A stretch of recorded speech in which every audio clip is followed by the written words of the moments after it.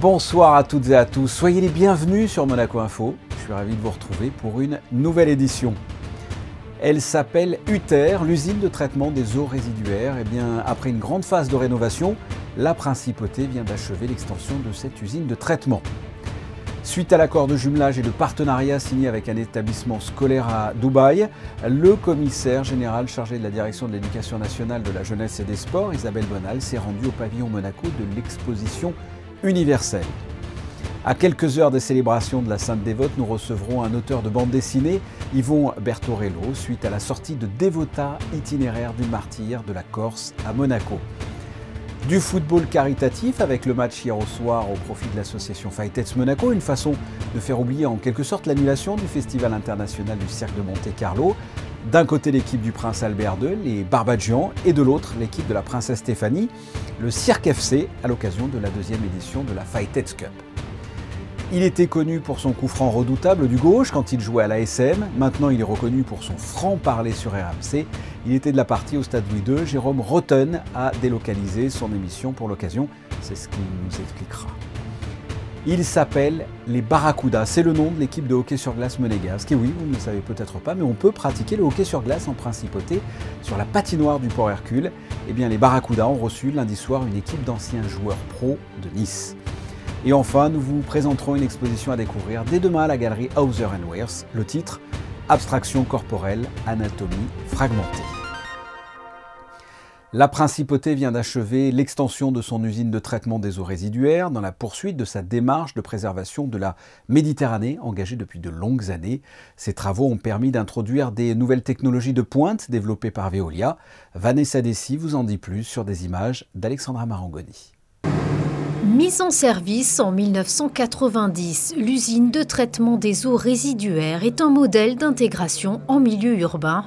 Elle est la première station d'épuration au monde construite en souterrain sans nuisance. Elle traite non seulement les eaux usées de la Principauté, mais également celles de la commune de Beau-Soleil et d'une partie des territoires de Cap-d'Aille et de la Turbie. Avant rejet à 800 mètres au large des côtes monégasques et à 100 mètres de profondeur. D'importants travaux entre 2018 et 2020 ont permis à la station de disposer d'une capacité de traitement augmentée de 30% grâce à un quasi-doublement de la surface technique enterrée. Aujourd'hui, les rejets, puisque l'enjeu sur l'environnement, ce sont nos rejets sont à 99% traités. Ce qui est quand même énorme. Nous avons des taux qui sont 40% supérieurs aux normes européennes. Donc vraiment, on est dans la digne lignée de l'impulsion, de la volonté du souverain de prévenir notre avenir, anticiper, se doter des moyens nécessaires pour pouvoir justement maîtriser notre impact sur l'environnement. Ces travaux représentent une prouesse technique en raison de l'espace contraint et souterrain de l'installation, à près de 11 mètres en dessous du niveau de la mer. La performance de traitement s'appuie sur des technologies de pointe. Les technologies utilisées sont les meilleures technologies du monde en matière de traitement biologique, mais également en matière de traitement des boues. Mais le chantier a été rendu particulièrement difficile parce que la station d'épuration est dans un immeuble, elle est enterrée et il a fallu poursuivre l'exploitation de la station d'avant pendant les travaux. Et donc ceci était particulièrement compliqué lorsqu'on est en plein site urbain. Désormais, cette usine est un concentré de technologies de pointe alliant compacité, efficacité et absence de nuisance, plaçant la Principauté parmi les États les plus exigeants en matière de protection de la Méditerranée. Une première pour l'éducation nationale monégasque. Des accords de jumelage et de partenariat viennent d'être signés avec un établissement scolaire de Dubaï aux Émirats arabes unis. Des programmes d'échange entre collégiens des deux pays seront ainsi mis en place. L'occasion pour Isabelle Bonal et Christophe Pratt de rendre visite au pavillon Monaco de l'exposition universelle. Reportage. Les parcours se sont enrichis et les ambitions se sont affirmées. C'est le constat d'Isabelle Bonal, ancienne professeure de lettres à Monaco, qui retrouve ici certains de ses anciens élèves. L'occasion de se souvenir de la qualité de l'enseignement en Principauté. On est vraiment très suivis, très pris en... Enfin, ils s'intéressent beaucoup à nous et on est très privilégié justement, je trouve, dans le niveau éducationnel. On n'a pas oublié, si vous voulez, de faire en sorte que nos élèves se sentent bien dans leur peau, heureux à l'école et qu'ils s'épanouissent au sein d'un établissement. C'est la compétition, mais pas uniquement ça. L'école de Monaco, c'est l'école de tous. C'est aussi une école qui s'exporte. Pour la première fois, des échanges auront lieu entre des élèves des collèges Al Raya de Dubaï et FANB de Monaco. Initiative soutenue par la ministre émirati de l'Éducation ici à l'image. Objectif, imaginer ensemble l'école du futur. C'est de continuer cette collaboration et ce partenariat ou ce jumelage et cet échange culturel bien après Expo et continuer ça sur le long terme. Et on est très content d'avoir cette collaboration et cet échange culturel entre les élèves émiratis et les élèves monégasques. Et on espère que c'est le début d'une grande histoire entre les Émirats et Monaco. Et à la vue des œuvres réalisées pour la délégation monégasque par ces jeunes Dubaïotes, l'accord est peut-être devenu encore plus évident. On a vraiment été reçus d'une manière tout à fait adorable. Vraiment, on est très émus parce qu'ils nous ont reçus grandement, on peut dire. 40 écoles de Dubaï proposent désormais une option langue française, une évolution dont Monaco est en partie le moteur.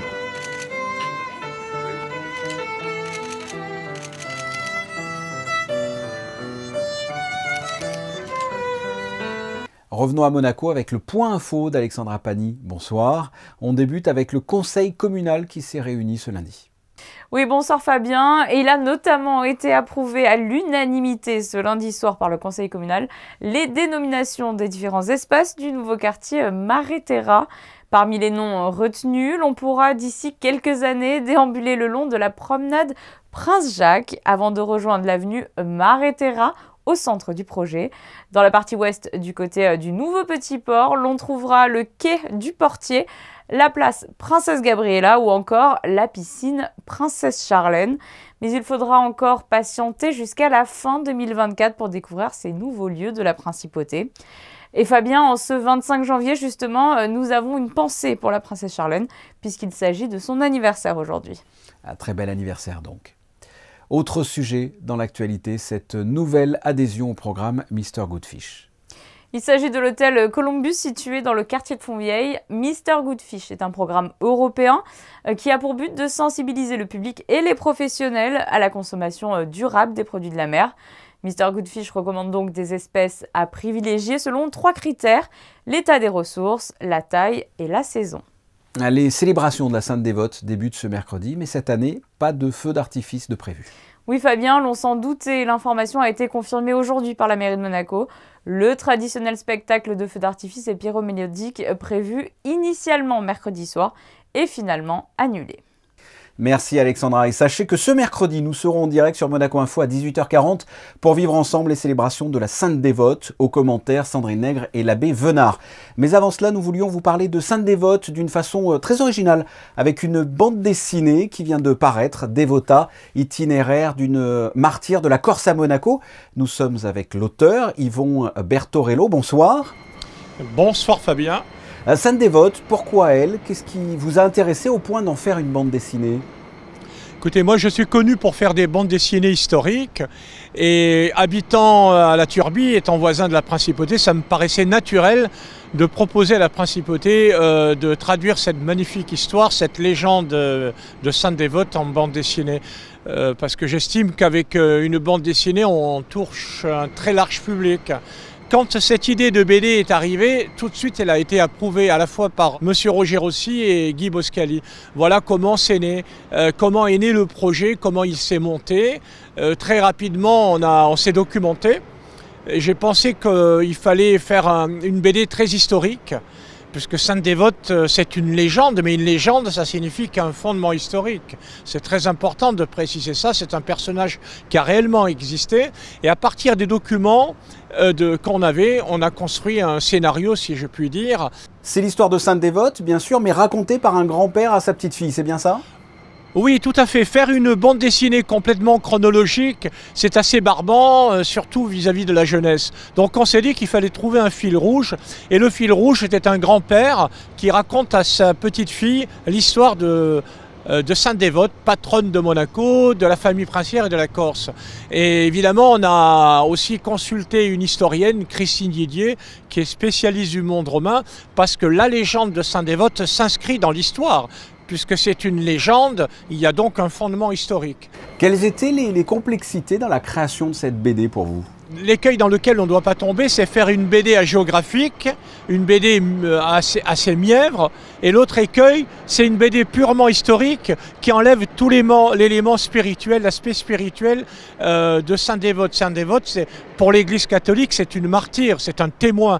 Elle a réellement existé. Donc il fallait trouver ce juste compromis entre une BD purement historique et une BD qui raconte la vie d'une sainte dévote. Qu'est-ce qui vous a inspiré pour le portrait, le visage, le personnage en BD de Sainte-Dévote, parce que l'on ne sait pas forcément à quoi ressemblait Sainte-Dévote à l'époque, on la voit ici à l'antenne sur la BD. Qu'est-ce qui vous a inspiré ?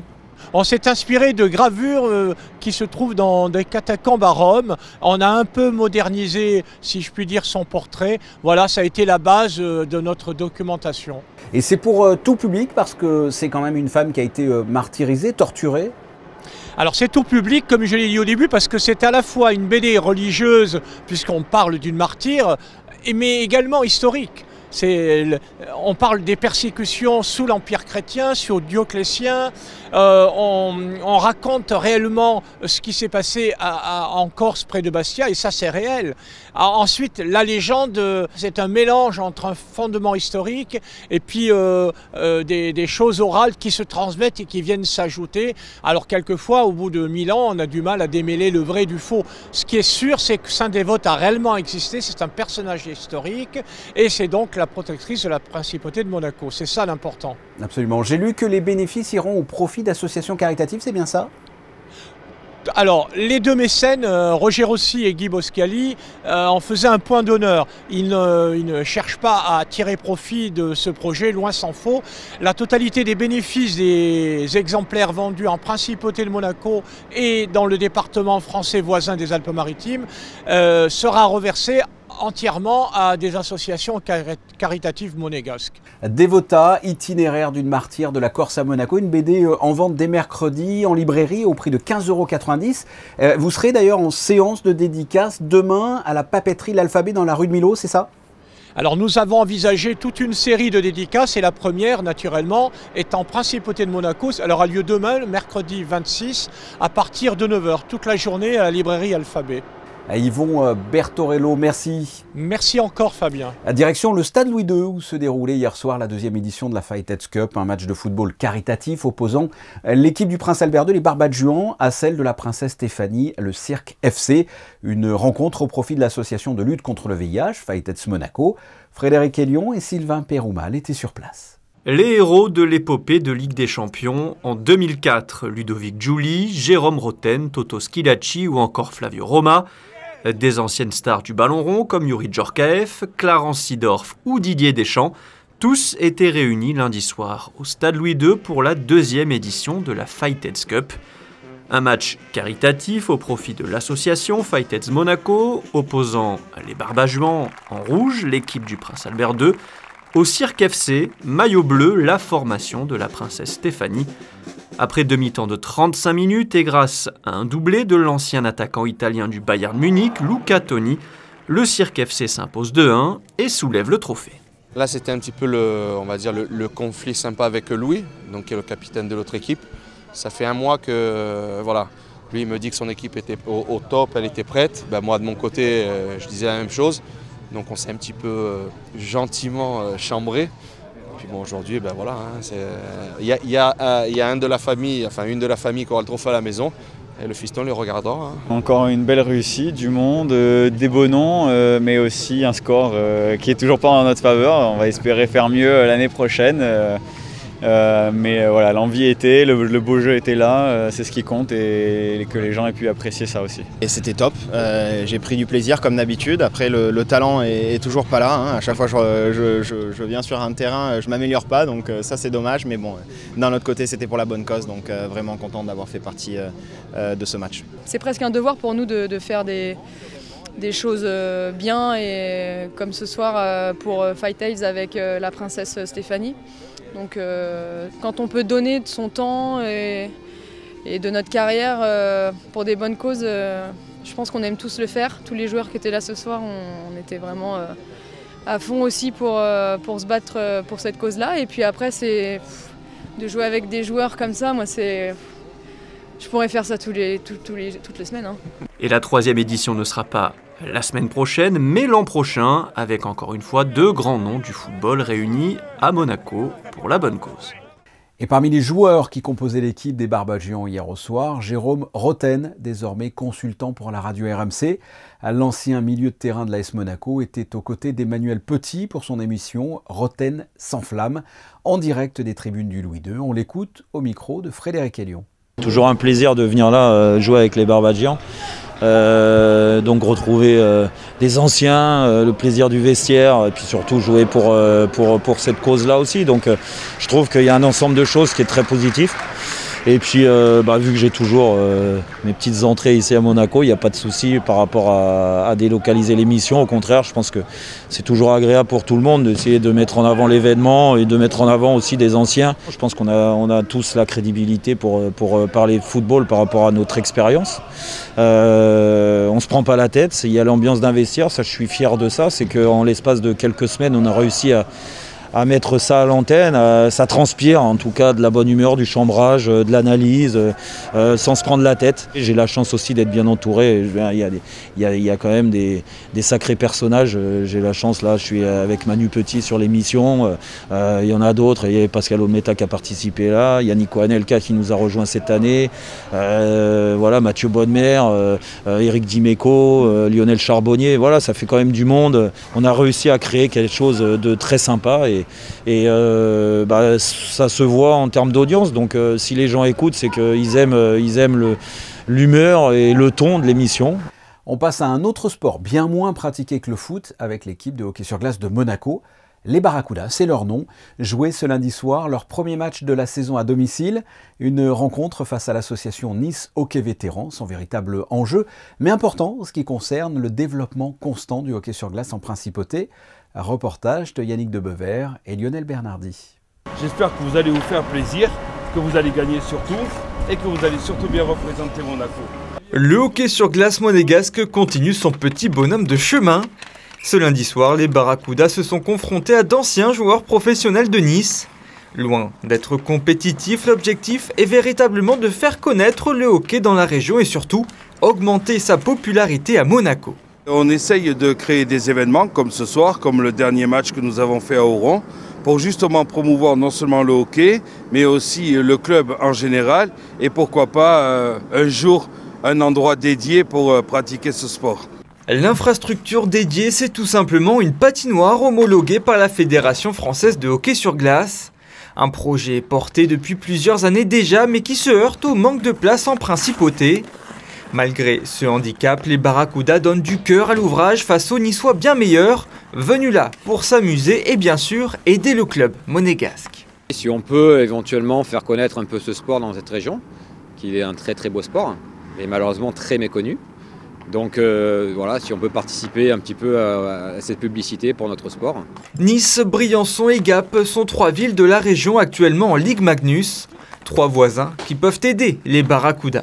Justement, en faisant venir les Aigles de Nice jouer contre les Barracudas, ça permet de voir comment on peut se dérouler une telle rencontre et à terme, pourquoi pas, faire sur 2 ou 3 soirées dans la saison avec d'autres équipes comme Briançon, comme Gap. La défaite est anecdotique. La saison se poursuit pour les Barracudas. La prochaine rencontre à domicile sera internationale puisque Monaco affrontera une équipe de Lettonie le 17 février prochain. Un match prestigieux pour prendre encore plus d'expérience. À ce reportage concernait une équipe d'adultes, eh bien sachez qu'il y a aussi des enfants et des adolescents qui pratiquent le hockey sur glace à Monaco. Alexandra, on vous retrouve pour une chronique culturelle et le cycle de conférences de la Fondation Prince-Pierre de Monaco lancé ce lundi. L'autre moitié de la Lune, les artistes femmes dans l'art moderne. Cette conférence était animée par l'historienne de l'art et conservatrice du patrimoine Camille Morino. En discutant de son parcours personnel et professionnel, elle est revenue sur l'importance et la portée des créations d'artistes féminines sur notre vision du monde. Prochain rendez-vous le 31 janvier au Théâtre des Variétés avec la réalisatrice Mia Hansen-Love. Le prince Albert II a visité le cabinet de curiosité lancé par l'Institut audiovisuel de Monaco lundi soir. Le cabinet de curiosité de l'Institut audiovisuel de Monaco propose une mise en musée de ses collections, conçue comme un décor de cinéma, une scène ouverte et une boîte lumineuse. Des expositions annuelles permettront de partager ce patrimoine avec le public. Et vous pouvez bien sûr venir le découvrir à votre tour. L'entrée est libre du lundi au vendredi. La bibliothèque irlandaise Princess Grace a dévoilé le thème de son programme culturel pour l'année 2022. Oui, l'Irish Library célébrera le centenaire du chef-d'œuvre de James Joyce, Ulysse. L'auteur sera donc au cœur de cette année 2022, ainsi que Dublin et les villes qui l'ont inspiré. Sachez que la bibliothèque possède un exemplaire de la première édition d'Ulysse, qui sera donc prêté au Centre culturel irlandais à Paris. Fabien, vous pourrez retrouver l'ensemble du programme de cette année sur le site www.pgil.mc.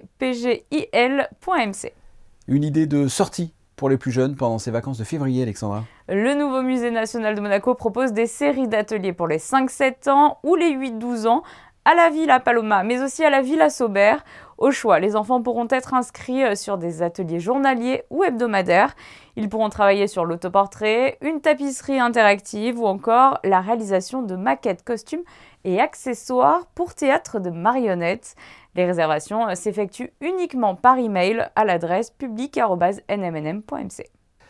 Parlons art à présent avec cette exposition à découvrir dès demain à la galerie Hauser & Wirth. Le titre, Abstraction corporelle, anatomie fragmentée. Les explications de Frédéric Hélion sur des images d'Olivier Bonello. Elles viennent du Brésil, de Pologne, de France ou des États-Unis. 12 artistes féminines présentent leurs travaux à la galerie Hauser & Wirth Monaco à l'occasion de l'exposition Abstraction corporelle, anatomie fragmentée. Inspirée en partie d'un essai de Linda Nochlin, l'exposition de 49 œuvres montre le corps et l'anatomie dans toute sa complexité, questionne les stéréotypes sur le genre et évoque plusieurs thèmes: la force, la fragilité, la sexualité, la maladie, la violence ou encore l'amour. The idea is to look at how women artists have transformed a language of art that was established perhaps in the early 20th century, and how they look now at the female body, at the male body. There are incredible virtuoso painters here. There are some incredible sculptors using traditional materials such as marble or bronze, but also unconventional materials, resins, plastics. L'exposition Abstraction corporelle, anatomie fragmentée est à découvrir du 26 janvier au 26 mars à la galerie Hauser & Wirth Monaco. Alexandra, on vous retrouve une dernière fois aujourd'hui. Quel temps est prévu pour ce milieu de semaine? Le soleil sera de retour, Fabien. Un large ciel bleu est attendu sur l'ensemble de la journée, avec toutefois la présence de quelques nuages. Le mercure affichera 7 degrés au lever du jour et 12 degrés pour l'après-midi. Et Fabien, en ce 26 janvier, nous fêterons les Pauls. Sainte Paule, ou Paula, est une sainte chrétienne du 5e siècle et ses reliques se trouveraient dans la cathédrale Saint-Étienne de Sens. Vous les avez vus en vidéo, eh bien vous allez les voir à présent en photo. Les joueurs de foot qui se sont affrontés hier au soir au stade Louis II à l'occasion d'un match caritatif au profit de l'association Fight-Aids Monaco. Ce sont des clichés pris par Michael Alési. Ce journal est terminé, on se retrouve demain 19h pour une toute nouvelle édition. En attendant, passez une bonne soirée et portez-vous bien.